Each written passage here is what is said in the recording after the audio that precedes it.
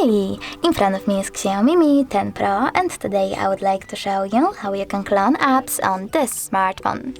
Firstly, go into Settings, scroll down and choose Apps section.